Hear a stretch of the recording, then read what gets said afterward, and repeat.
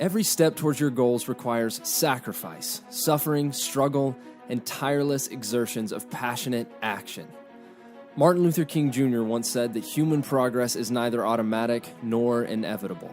The steps to becoming great are not giant leaps, but small steps of moving forward each moment. Life is a long road, so we stay focused, we stay hopeful, and we keep moving forward. There's a reason the windshield is so much larger than the rearview mirror. The longer we keep looking back, we don't just miss what's ahead, but the road ahead can become more dangerous than the one behind. The most important thing we can do is respond to everything in life with a resolve to learn and be better than we were the moment before. We believe that progress is greater than perfection, that becoming is greater than being, and that we'll become greater by moving always forward. Hey, everybody, and welcome back to Always Forward Podcast. Thanks, Phil. Perfect. All right. So we're going to start this show today. Want to shout out to Tanner Burleson for filming our episodes every week and for putting all of our audio, video. He is also a ginger, just like you. He is a ginger, just like me. Surrounded. So shout out. Today we're going to be talking about simplifying nutrition, kind of getting into those episodes of the 5 factors of health and kind of how can we move that needle. Want to give a shout out to Boxstar Apparel. Thanks, guys. Jason and Jason, those are the owners of Boxstar Apparel. Jason squared. So thanks, Jasons. Thanks, Jasons. Boxstarapparel.com. Use the promo code FORWARD to buy one, get one 50% off. Correct. Great swag. Great gym gear. Yeah, we're going to be posting some other content on our social media soon, and so you guys can kind of see what they carry in stock and all of that. And they outfit our facility as well. So if you're a gym owner, they provide a great solution to your own gym apparel. Essentially, you can set up an online store with them, and your members can order directly from there, so you don't have to pay thousands of dollars out of pocket for an inventory.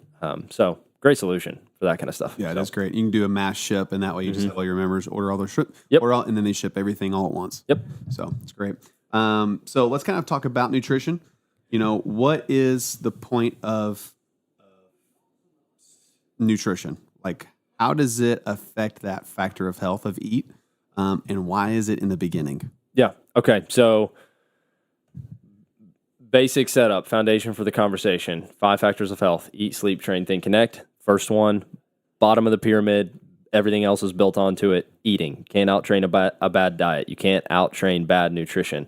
And so what we are not are dietitians or nutritionists. My training is through a company called Precision Nutrition, which industry standards like 4-year undergraduate degrees and master's level dietetics would shame it because it's very functional and kind of new methodology, but very useful and helps a lot of people. And so we have some training formally, but by no means am I going to come at this with the approach of I know everything about all food ever and nutrition and how that works physiologically, anatomically, so on and so forth. So what we care about is eating for the normal person. How do we help normal people learn how to eat with normal restrictions and normal food better?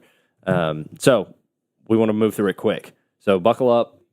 Listen, hopefully we'll give you a lot of lists, a lot of really good advice. And so simplifying nutrition for us, eat real food. So not processed garbage. Don't eat too much of it. So control your intake to what you relatively need. And then including plants, eat the green stuff. Eat the stuff that has lots of colors, that is raw and from the earth. Perfect. So now let's kind of go into that. So people perceive eating, right? When a doctor tells them, "Hey, you're not healthy, or you're not as healthy as you can be. You need to eat different foods, and you need to train." So we're focusing on that eating. They usually say, "Hey, I want you to hop on a diet." Hate it. Oh, it's like diet has such a negative connotation right now, and kind of always has been, right? Well, that's because diet is no longer like our new word for diet is nutrition. Yes. Well, when we say diet, we mean the stuff that you put in your body. We don't mean a restrictive plan of action.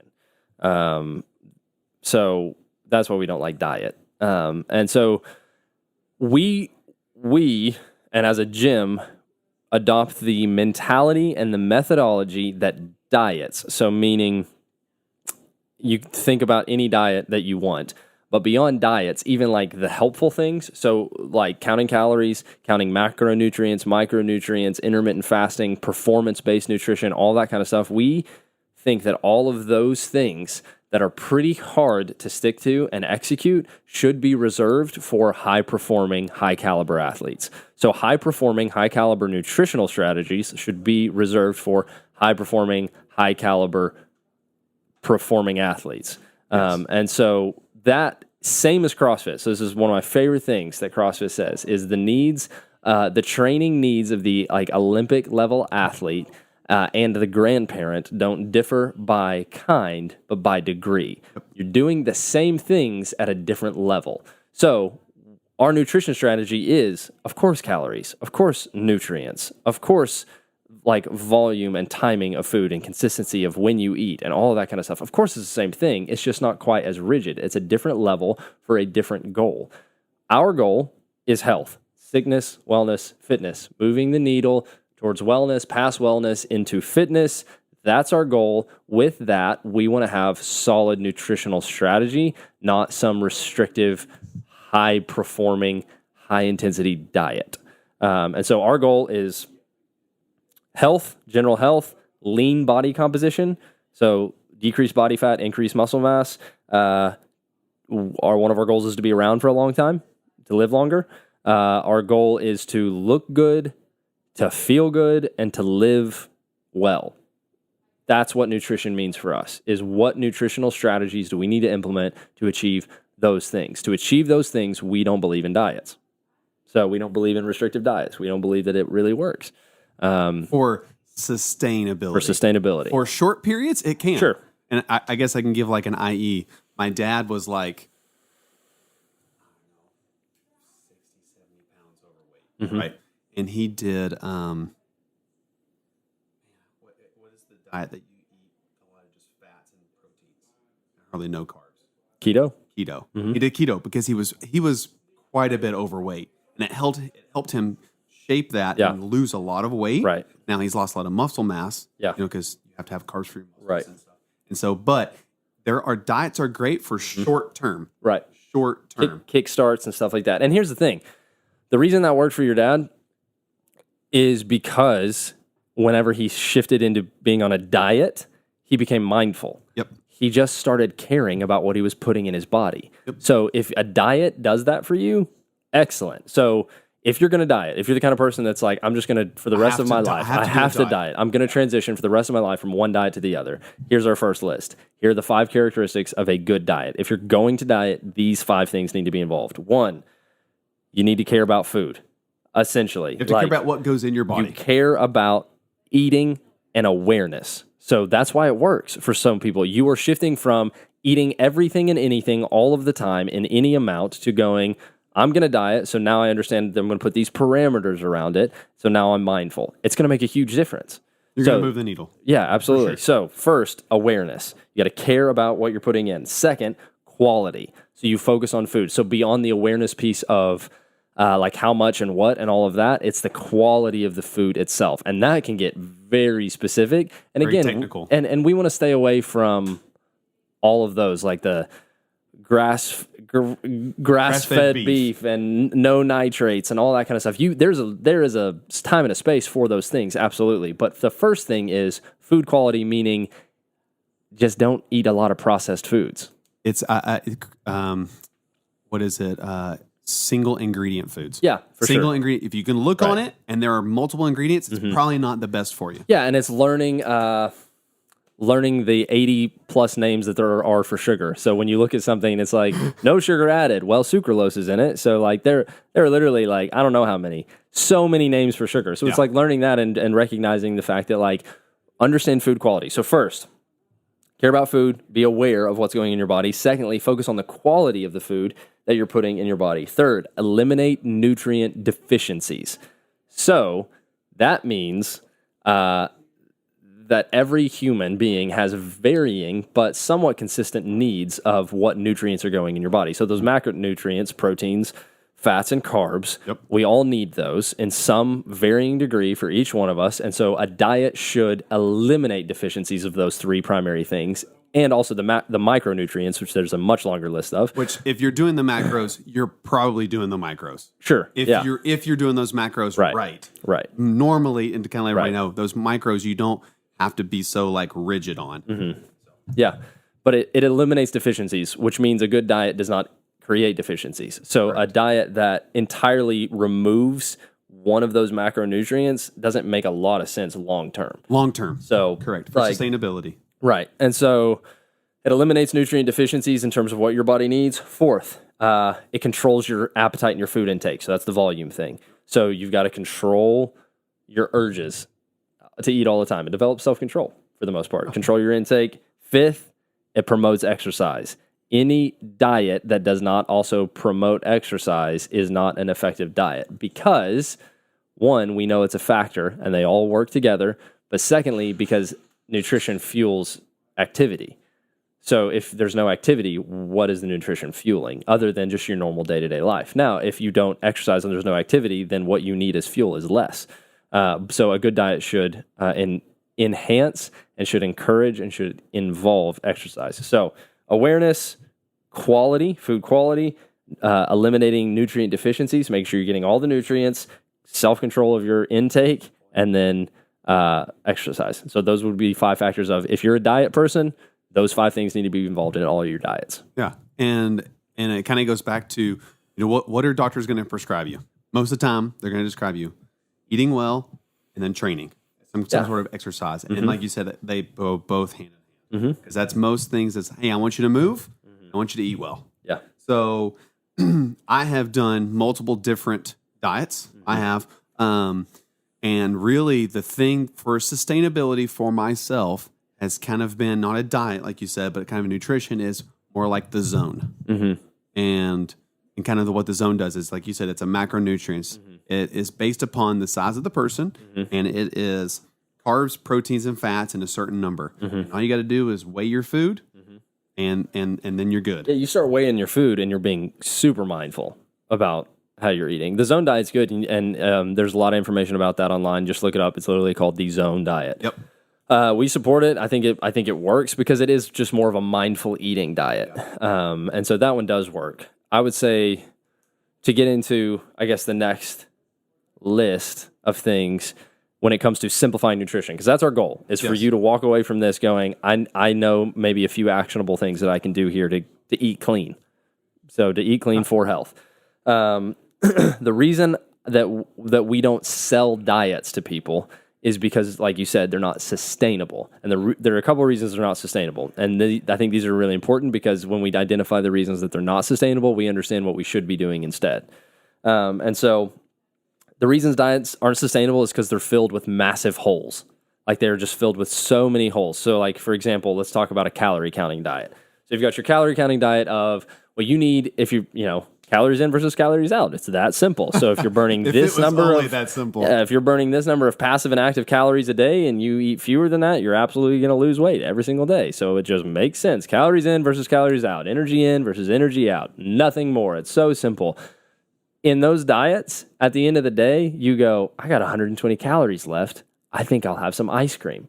That is a massive hole of a nutritional strategy to go, all calories are equal, So I've got these 200, 300 left. Let's eat them in any way I want. I got 4 Reese cups, and So, like, it's just filled with holes, Yeah. Secondly, nutritional holes. And that's what we're talking about, holes here. Right. Is nutritional holes. Right. I could eat 2,000 calories of pizza. We were talking about pizza earlier. Right. Or I could eat 2,000 calories of whole foods. That's what we're talking about, nutritional holes. Nutritional holes, absolutely. And so, like, there are holes like that in almost all diets. And so, like, the calorie one's just the easiest example.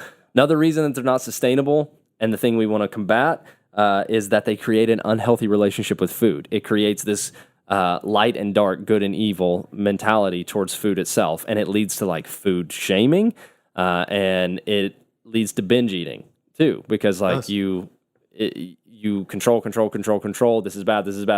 Restrict. And then you freak out and you have to self-soothe and you binge eat.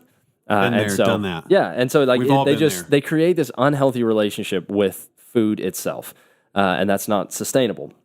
They lead to a lot of times when done for too long, they lead to just really adverse effects.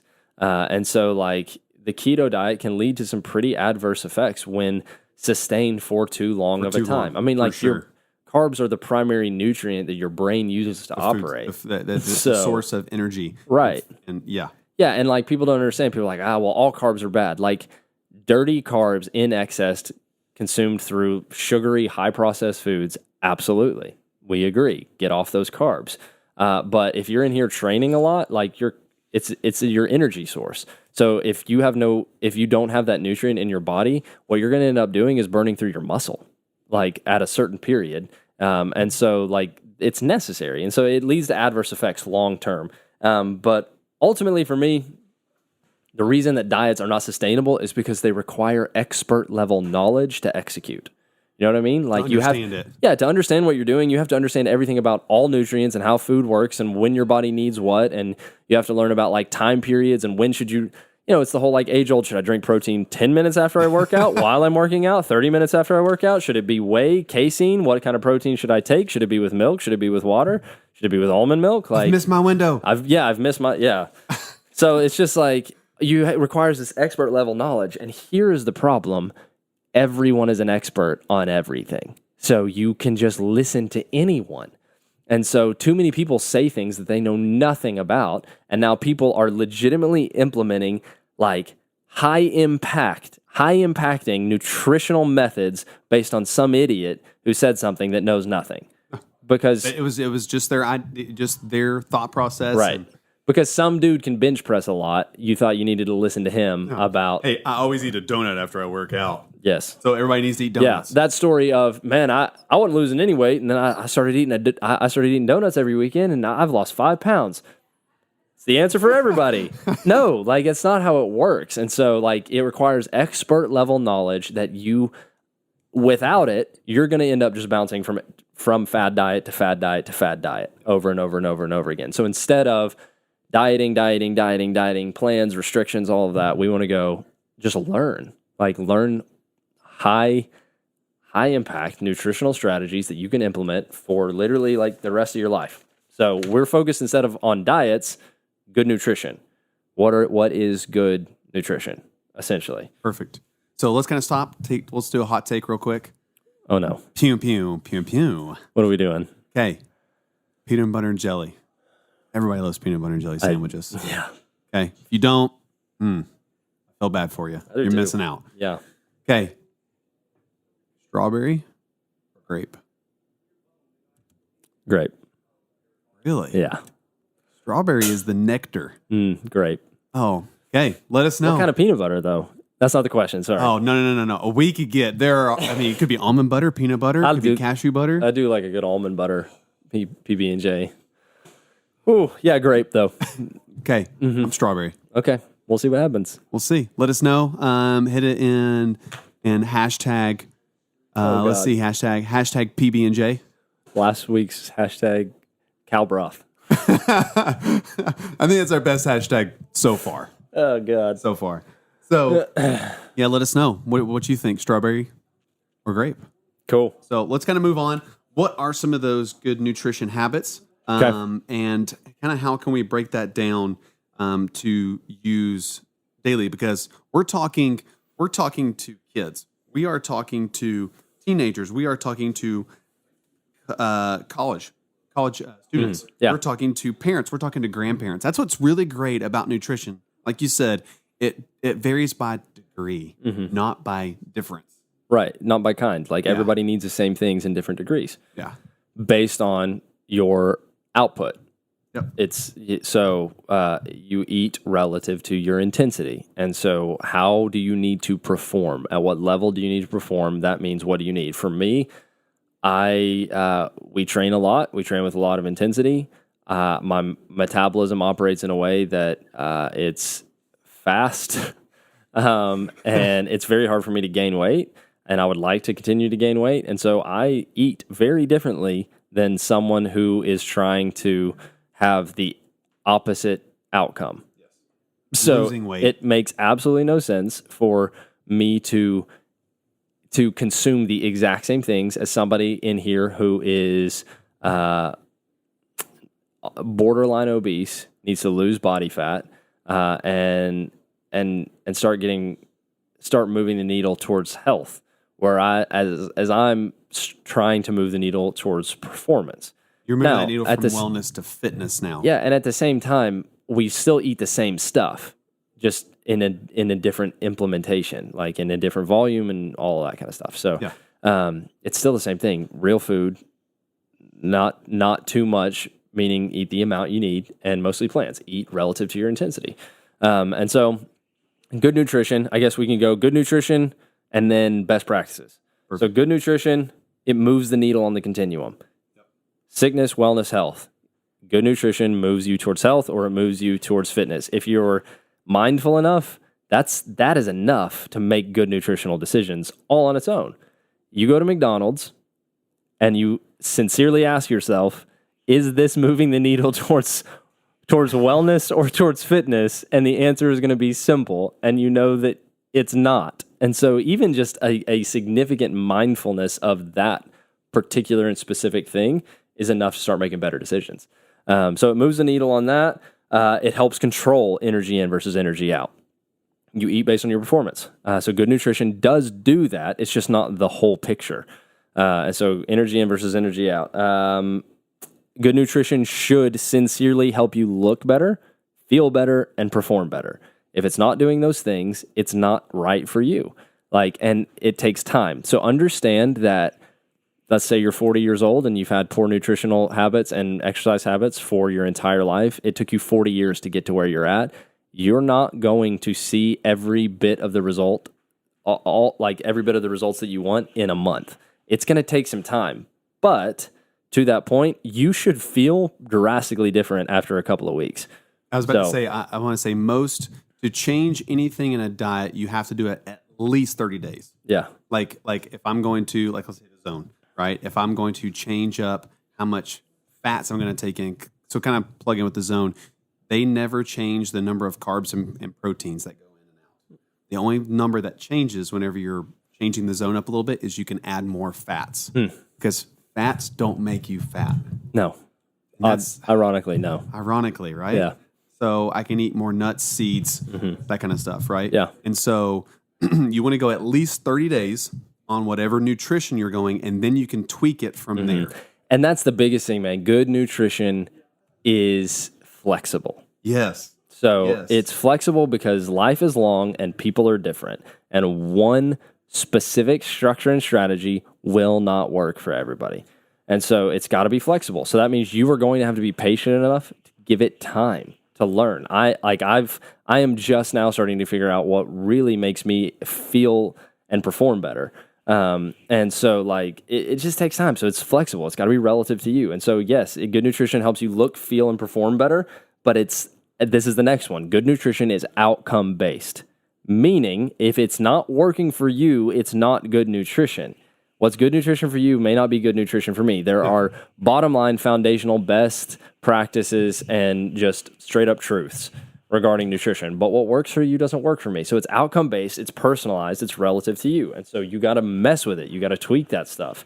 And if you operate with that first thing in mind of, okay, is this moving the needle towards health and wellness? You're always moving forward in your health because of your nutrition, but you can continue to make it more and more effective. It's just got to be flexible. So good nutrition is flexible, and it's outcome based. It needs to work for you, and you need to be honest about that. If you're not feeling it, it's not right. And so let's make some adjustments. Let's kind of pause there. You don't have to be the weird dude that goes to a kid's birthday party that pulls out a bag of almonds, and instead of eating a just small sliver of a cake or eating with everybody, you're kind of in that corner and you're kind of like munching on your almonds. Don't be that guy. No. And life is flexible. That guy is the guy that ends up saying stupid stuff that everyone feels like, well, he said that, so I need to do the same thing, I guess. That's the guy that's like, yeah, donuts help me lose weight. And everybody listens and then does it and gains weight. So It just isn't helpful. So understand that while it's relative to you, it's also relative to everybody else. There are some very basic level realities across the board. But other than that, you gotta play with it. You gotta mess with it. And you also have to understand the point of this is to live a long, fulfilling, functionally able life. To do that, being wildly restrictive and miserable isn't really living life well. No. And so you have to learn how to like not have that horrible relationship with food where you know that every bit of sugar is terrible. It's just the fact that like the average American consumes more sugar than they do probably any macronutrient. More grams of sugar. Right. And so it's like that's the problem at hand. And so like it's just being mindful of that kind of stuff, I think. So You know, we're in the South where everybody drinks Mountain Dew. Mountain Dew's huge here. Yeah. And it's like 72 grams of sugar, I think, in one bottle of Mountain Dew. Yeah. And I want to say, wild. what is the daily nutrition for consumed sugar? Less than that. It's less than that. So like you're going over that quota Yeah. of drinking one thing. Yeah. So That's shocking. so bad here. Yeah, let's do that then. Let's go. What are some of your best practices? And then let's even finish with talking about what are some very simple things that I can change today. Right now. Today. Yeah. So this is something that me and Jameson kind of talked about a little bit is what are the best practices? My best practice and one that I feel like moves the needle and starts the day off the best is actually something that you do the day before or even 2 days before. Prepare. Preparing food and packaging it and doing it in one lump sum or the night before will prepare you for the next day. So like kind of talk about, I get up really early in the morning, right? And I'm not home for 12 to 14 hours. So if I don't bring food with me to work, that's good, wholesome food. One, I'm going to be spending a lot of money if I eat wholesome foods, eating out, right? For 3 or 4 meals because I'll come in, I'll train after I coach. And so I need those performance fuels to have on the go right then and there, right? So if I have those foods, I'm not going to run down to the store and grab a Cliff Bar, even though a Cliff Bar could be great, but it still has a lot of sugar in it, and it's not what I need at that point in time. Right. So preparing food and having it ready for when you need it, I feel is hands down the number one priority. Cool. I think in addition to that, I would say a best practice for me is it's very similar to yours. You're setting yourself up to be able to make the best decision. So let's say that's not the case. You haven't prepared beforehand. So you haven't prepared beforehand. You don't have a cooler with all of these meals prepped or, whatever. And so understanding that good nutrition has to be why we have said, I should have touched on this earlier, but why we've said like good nutrition is relative to you, it's good nutrition has to work in a real person's life. And life is crazy for most people. There are like busyness and commutes and responsibilities and hobbies and all kinds of stuff that causes you to constantly be moving around. And like most likely you don't do the same thing every single day. Like you don't have a strict schedule that causes you to do the same things every day. And there are variables every day. And your nutrition gets lost in that. It takes a back seat. And so what you're saying, prepare for that. Prepare beforehand for the fact that life is crazy. Yep. And also understand that you're going to have to provide yourself some flexibility and some grace in your nutrition because life's also crazy. So let's say you've prepared and you've done your best, but stuff happens. Yeah. And you got to eat out. You got to hit the drive-through. And so I would say like you have to hit that. You have to hit the drive-through. My best practice is make the best decision in your current situation. Most people, when they hit the drive-through, go, well, I'm already here, so I might as well get the most greasy thing possible. I might as well like upsize it, and I should probably get a milkshake. I mean, I get those calories. Or my favorite, I'll have a large Diet Coke and a brownie. Like as if you're accomplishing something grand by getting the Coke Diet. Yeah. And so like make the best decision in your current situation. If you're going to essentially have like a cheat day, whatever. But if you are just trying to operate in day-to-day solid nutritional strategies and you got to hit the drive-through, then understand like most places have a salad, right? And most places offer grilled instead of fried. Yes. So it's just stuff like that. Like make the best possible decision in your current situation. Good. Love it. Cool. So what's kind of the next one going down there? We're going to develop some good habits. Okay. I think that one thing we talked about was not to do everything at once. So don't try to fix and change everything at once. So tomorrow morning, don't wake up and go, all right, I'm going to do all of the stuff, everything necessary. I'm never going to touch sugar. I'm never going to touch processed foods. I'm going to start growing my own food. I'm going to buy a cow and then I'm going to slaughter it and eat grass-fed beef that I can trust. And I'm going to get my own chickens. And I have done that, by the way. I haven't. Hey, We've had our own cow. it is good, though. I have been given that, and it's very good. I'm going to go ahead and tell you guys, grass-fed beef is really good. Yeah. And there are benefits to that steaks over other from things. Grass-fed beef. Absolutely. But yeah, like you don't, don't start going like, well, I'm going to go cage-free, so I'm going to get my own chickens and let them live in the house with me so I can make sure that they're really well taken care of so their eggs are extra quality. Like don't do everything at once and don't be crazy about it. Start making small changes. So it's next week, do breakfast. Mm-hmm. Maybe you're incorporating certain foods. And you're trying different foods every day, and that way you can kind of find what is your breakfast foods and kind of. So let's do that then. Like we don't have this part planned, but let's just provide as you walk away from this podcast.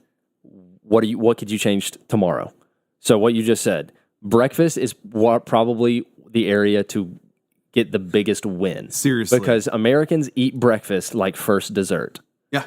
Like you eat. It's so small. It's small and it's sugary. It's nothing but sugar. Yeah. So you literally think a pastry or a donut or a bagel with sugary cream cheese or a bowl of cereal is breakfast. That doesn't fuel anything. Like you are literally starting your day with sugar, with nothing but sugar. There's a very interesting thing and I'll tell this quickly, like talking about cereal.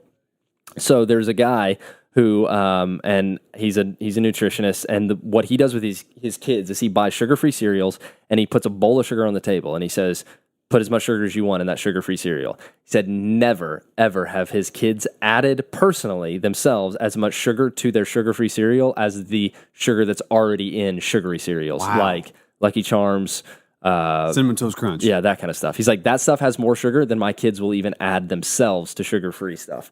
So, just understand that's what you're doing when you start your day with cereal. Yeah. Or you start your day with nothing but, like, the way Americans traditionally eat breakfast. So, first thing to change that you could change tomorrow, eat real food at breakfast.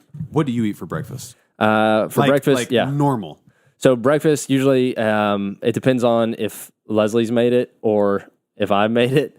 Okay. But for the most part, it will do like some sort of like turkey bacon, something like that. 2 or 3 pieces of that. Will eat 3 or 4 eggs. I because of what I do, try to intake more carbs, and so I do typically eat like a bagel or something with that, and then I eat yogurt. So like have probiotics and stuff like that. So I eat yogurt every single morning. As well, and then just kind of like some nuts and seeds, stuff like that. So so it's very balanced. You are very balanced. Yeah, and yes. Okay, and you're not training. You come in sometimes train 7, depends like your first session. Kind of thing. In the mornings. You eat before you come in, correct? Try to. Okay. Yeah. And then so mine differs because when I'm gone all morning, right, I have to bring something. So if I'm training, I'll eat a banana on the way to the gym, right? Yeah. So some fast digesting carbs. Right. So this kind of goes for those people that are working out early in the morning, or maybe they because it is hard to eat before that. It's hard, especially doing high intensity. Right. Yeah. Yeah. So, and then after that, I will eat yogurt and granola, and so getting in some of those carbs and then getting some probiotics. Sure. But if I'm at home, I am a big fan, and you're gonna knock this maybe, but we'll see. I like oatmeal, and I do about 5 over easy eggs. Cut them over top of the oatmeal. Oh, wow. That's interesting. Oatmeal is good, though. I mean, like, obviously, if you're not getting, like, what is it, Quaker oats, and it's like the just bag of sugar that you pour into it, like, oatmeal is good. Oats are good. Steel cut oats. Like, understand, like, there's a big difference between oats, so if you get steel cut oats, that's a lot better. So, yeah, I would say first thing, breakfast. Eat real food at breakfast. Yes. Second thing, cut out completely or limit the soda. That's it's huge. Yes. Like people don't understand. No. If you did nothing but just cut out soda, period, out of your Shocking. Out of your nutrition right now, you would lose weight. Get more energy. Yeah. and become less pre-diabetic. Yes. Right there by just doing that right there. Yeah. Yeah. Drink more water. So drink more water, cut the sodas. If you drink 5 sodas a day, try for 2. Yeah. If you drink 1 soda Small a day, steps. try for none. And also understand that, yes, while soda is worse for you because of the other things in it, you don't get to substitute soda for sweet tea. Like, there's more in that. Yes. So, like, sugar. You don't get to get sweet tea and go, like, I am making a really good decision here. But look for the win. So if that is a first win for you, great. So cut the soda. So eat real food at breakfast, cut or limit, decrease the soda intake. Third, greens at every meal. Some sort of greens. Some sort of greens. So like handful of spinach, handful of kale, like broccoli, whatever. It helps the whole digestive process. Yeah. So greens at every single meal, a handful of greens. I'm trying to think of anything else. I got those 3. You got any? You hit them good. I feel like that's the big things to focus on. If you're a drinker, which is fine if you are, liquor instead of beer, honestly. Then you're in the clear? Liquor instead of beer, then you're in the clear. Like, yeah, I mean, it's just better for you. I don't drink, so I don't. Yeah, it's just that's like empty carbs. Nutritionally, it definitely is. And nutritionally, like, honestly, for a lot of people, especially in our area, you drink a lot of beer. It's just as bad. It's just as bad, and it's just as big of a problem and a health detriment as the soda thing.